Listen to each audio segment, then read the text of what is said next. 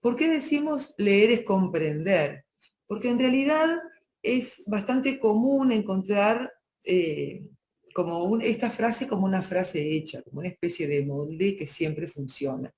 Y no es tan claro, o no siempre tenemos los docentes tan presentes, cuándo hay comprensión. Es decir, cuándo estoy realmente leyendo o cuándo estoy reconociendo código. Es decir, ¿qué supone toda esa palabra tan, de alguna forma, hasta si se quiere, dejada de lado, comprender? Porque si estamos leyendo, estamos comprendiendo. Sin embargo, la experiencia y las lecturas nos han hecho pensar que esto no siempre sucede así.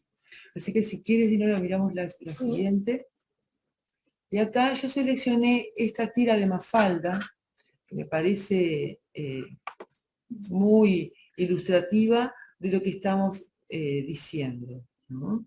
Si nosotros nos fijamos, ¿no?, están haciendo deberes, cada uno está en su casa, Felipe, Susanita, Mafalda y Manolito.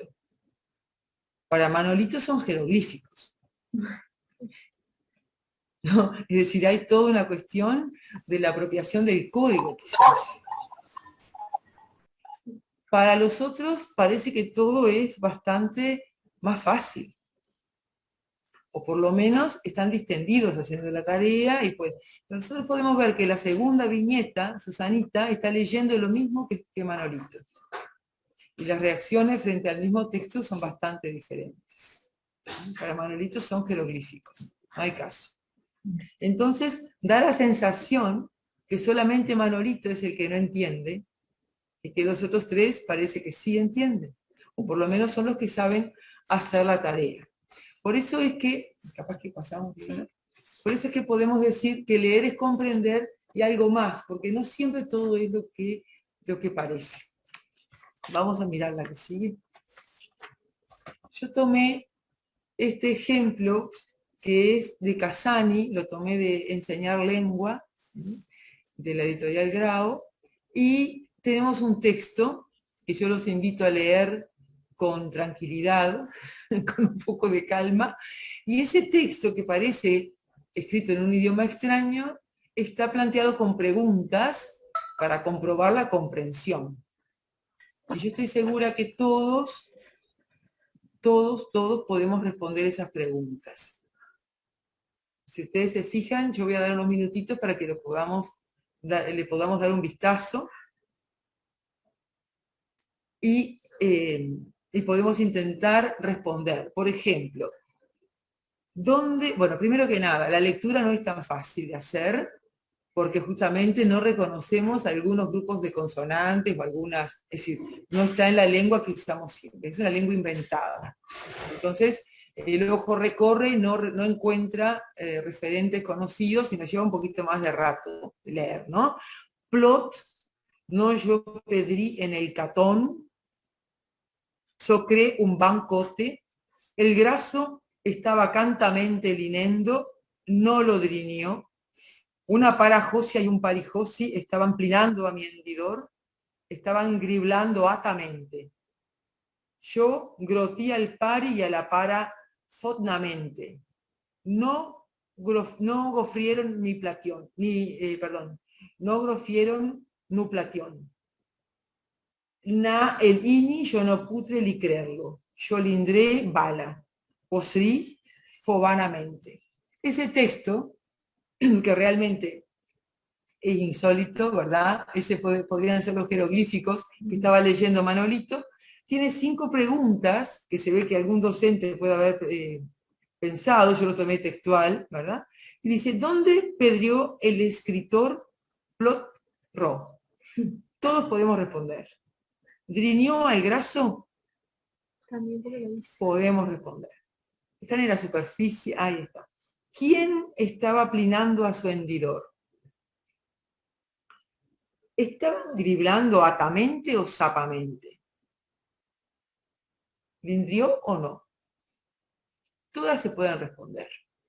Lo que nos queda siempre la inquietud es si aquellos 3 que estaban haciendo los deberes estaban respondiendo de este modo, o si se estaba dando el proceso de comprensión de la lectura. Claro, que sin poderlo comprender igual lo podemos contestar. Igual lo podemos contestar, exactamente. Es decir, las preguntas están armadas de tal manera que se responden desde la superficie del texto. Entonces, el paso más complejo es el de buscar la terminación de los verbos, ¿verdad? Está de primera a tercera persona, supuestamente, y luego ya no hay más dificultades. No tengo idea qué es sapamente, pero como en el texto dice atamente, ya puedo responder con la primera opción que aparece. Eso es muy interesante cuando nosotros muchas veces buscamos información en la superficie, buscamos, no sé, fechas, y de pronto nos encontramos con la primera que aparece y justamente no era la primera.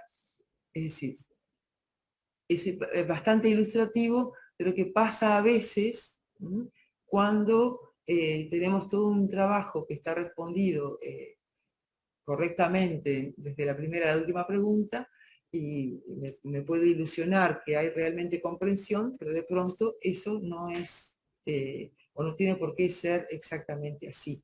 Es decir, aquí puedo sospechar que aquellos tres primeros que hacían la tarea, capaz que estoy pensando ahora exageradamente mal, podrían estar realmente comprendiendo el texto o podrían estar respondiendo preguntas del texto que en el último caso no se daba, porque en el último caso está también lo que yo entiendo como la cuestión del código, la apropiación del código. Entonces, por eso decimos que leer es mucho más que aprender un código, y el código es el que tiene que poblarse de significado, y aquí me refiero especialmente al primer ciclo. Y en esa ítem un poco provocativo, el abecedario con o sin imágenes, que ha sido motivo de acaloradas discusiones, porque en definitiva, cuando tiene que alguien apropiarse del código, yo recuerdo en los salones de la escuela, cuando yo iba a la escuela, los abecedarios sin imágenes, pero el de primer año con imágenes. Y las imágenes las poblábamos, la maestra las poblaba de significado. Me recuerdo de maestra también con el abecedario con imágenes en el primer ciclo y sin imágenes después, y ahora es una acalorada discusión si puedo colocar o no, o si es ilustrativo poner un elefante, si es necesario haber visto alguno para que sea significativo, o si es mejor poner un escarabajo, que nosotros tampoco los llamamos escarabajos, sino cascarudos, y en Rocha cascudos. Entonces eso nos lleva de pronto a una confusión, ¿no? Que ahí tengo una C en vez de, ¿no? La K en vez de la E, y entonces puedo pensar también en un coatí, que nunca vi uno, ¿dónde está el límite de con o sin imágenes? Tampoco nunca fui a la luna, somos habitantes del cosmos, tenemos que mirar un poquito más afuera, y en definitiva, lo que sea significativo o no, es lo que trabajamos en la clase. Si poblamos de significado al coatí, sin duda va a ser muy ilustrativo que la K se pueda asociar con el coatí. Y de lo contrario, por más objeto conocido que sea, si tengo el pésimo recuerdo de todo lo que tengo que borrar, ¿no? Con la goma, entonces no va a funcionar porque emocionalmente voy a tener una dificultad adicional para asociar la letra, el sonido con el objeto, pero además después poderlo usar y expandirlo hasta que no lo precise más con imágenes. Es bastante, ¿cómo voy a decir? El límite es bastante difícil de definir, porque lo que es significativo para un niño dentro de la clase, de repente tengo la K del cascarudo, y en definitiva no todos hacen la misma negociación. Entonces, que cada uno tenga el suyo, pero en algún momento tengo que referirme a todos, ¿no? Y a cada uno desde luego, pero ahí son los acuerdos y son los convenios que establecemos en la clase. Poblar de significado una imagen, y para después poblar de significado su letra en consecuencia.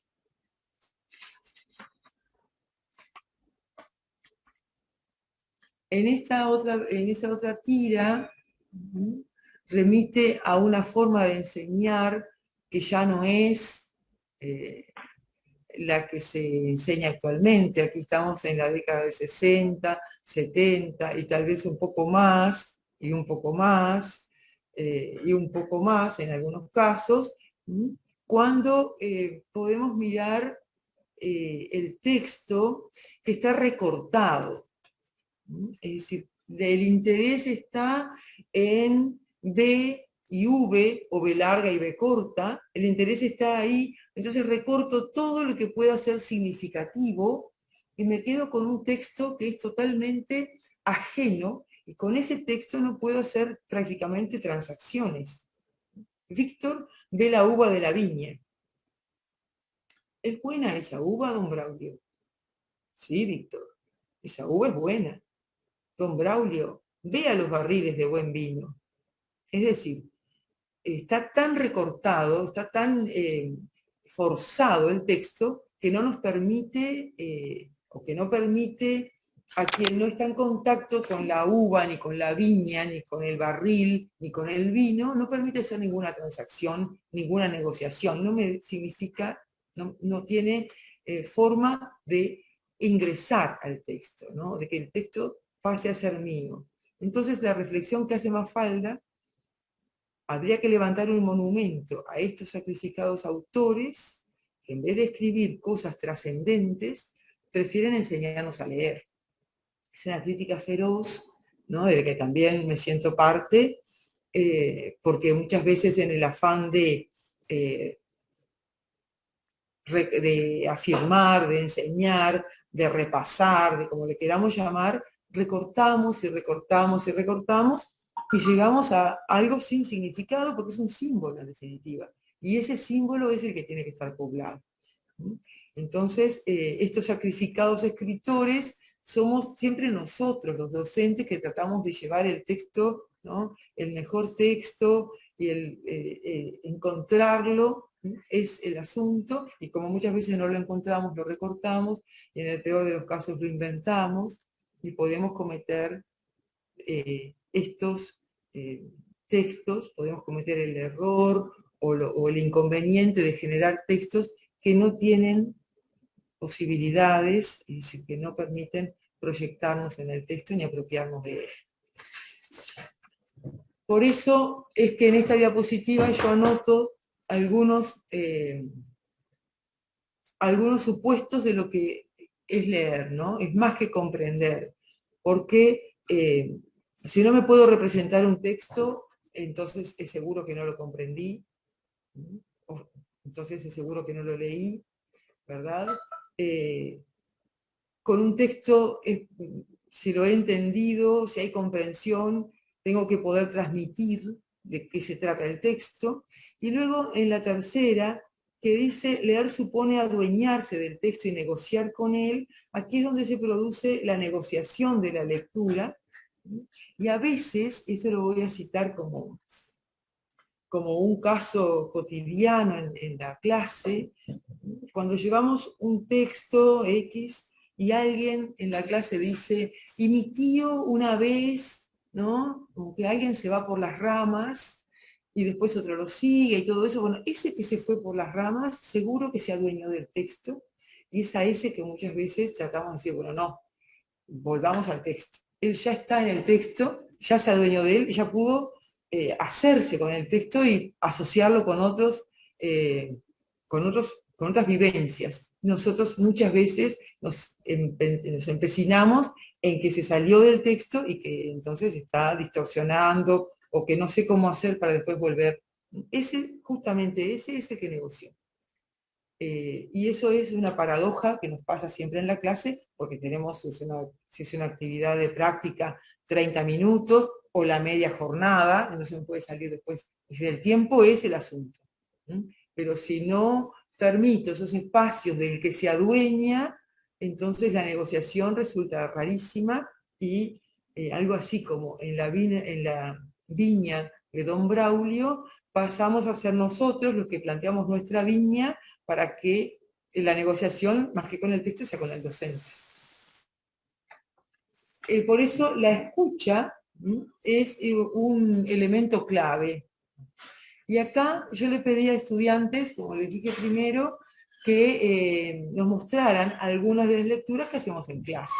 Nosotros en la clase de información docente tenemos toda una parte teórica y hemos destinado, y aquí me hago cargo exactamente, he destinado una parte de las horas de clase para trabajar lectura en voz alta, que es lo que parece una materia pendiente. Entonces, vamos a mirar El hombrecito verde, un fragmento, desde luego, de Laura de Betach, y le vamos a pedir a Jessica, estoy confundida con los acentos, si puede leer. Una vez me contaron que alguien contó que el hombrecito verde de la casa verde del país verde estaba leyendo un libro verde. De pronto, toc, toc, toc, sonaron verdes golpes a la puerta verde. El hombrecito verde abrió y se encontró con el hombrecito rojo, que se puso más rojo y dijo: perdone, parece que me equivoqué de cuento. Y el hombrecito verde se quedó verdemente solo. Y yo le escribí esta historia. Vamos a mirar la misma lectura que de pronto la puedas hacer de otra manera. Es decir, sin salirnos de la expectativa del texto, pero de otra manera.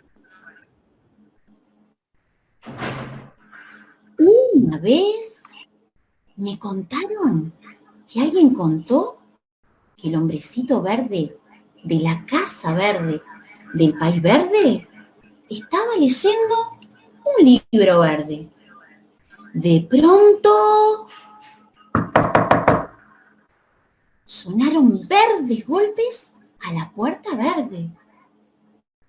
El hombrecito verde abrió y se encontró con el hombrecito rojo, que se puso más rojo y dijo: perdone, parece que me equivoqué de cuento. Y el hombrecito verde se quedó verdemente solo. Y yo le escribí esta historia. Gracias, Jessica. Seducir al auditorio es un poco la cuestión. Es decir, tratar de captar la atención de todos y cada uno de los niños, de los alumnos de la escuela, es un poco el asunto. Entonces, ahí tenemos, por ejemplo, que para seducir al auditorio, usamos todos los recursos que son propios de la lectura oralizada y que son propios de la oralidad, ¿no? El volumen, los tonos, matices, ritmo, etcétera, ¿no? Como lo tenemos ahí en la diapositiva: velocidad, pausas, silencios, la intensidad, que muchas veces suplanta o sustituye a los alargues, también las miradas, los gestos, y si estoy en la clase, el desplazamiento. Es decir, un poco tomamos todos los elementos que son propios del discurso oral, porque cuando la lectura está oralizada es en el territorio en el que estamos posicionados. Vamos a mirar entonces Sapo enamorado. Y ahora le pido a un par de lectores, o 3 lectores,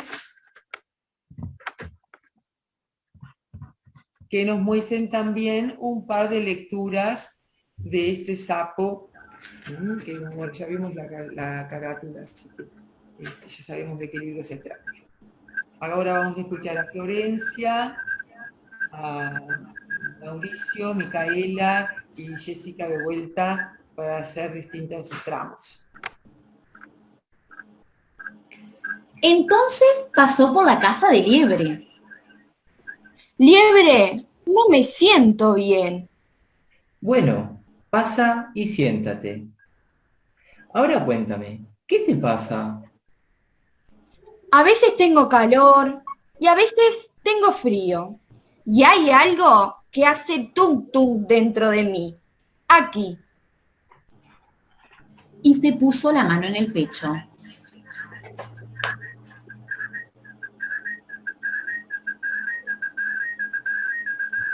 Liebre pensó profundamente como un verdadero doctor. Ya veo, es tu corazón. El mío hace tum tum también. Pero el mío, algunas veces, hace tum tum más rápido de lo normal. Liebre sacó de su biblioteca un enorme libro. Ajá, oye esto. Latidos acelerados, sudores fríos y calientes. ¿Estás enamorado? ¡Enamorado! ¡Caramba! Estoy enamorado. Y bueno, comentar al final, ¿verdad? Que todo lo que hemos trabajado y que ustedes han leído todos de manera muy siguiendo las pautas y con mucho interés en ir llegando a esa lectura oralizada que no es la que más frecuentamos, mirar que se produce una transacción, ¿no? Siempre que nos apropiemos del texto, porque cuando ustedes estaban leyendo iban haciendo dos procesos a la vez. El proceso controlado que me da la pista del texto, si no me puedo salir de lo que allí está dicho, ¿verdad? Y esas pistas las da el narrador o el propio diálogo de los personajes, y otro proceso que es más a largo plazo, que remite a otras instancias parecidas, a otras lecturas anteriores, al conocimiento o no de la obra que estamos leyendo. Ahí se pone a funcionar la memoria a largo plazo y me ayuda a poblar de significado las decisiones que estoy tomando. Si ya leí el Principito, estoy en mejor posición que si no lo he leído antes. Si he tenido alguna situación parecida, estoy mejor posicionado para lograr esa negociación con la lectura.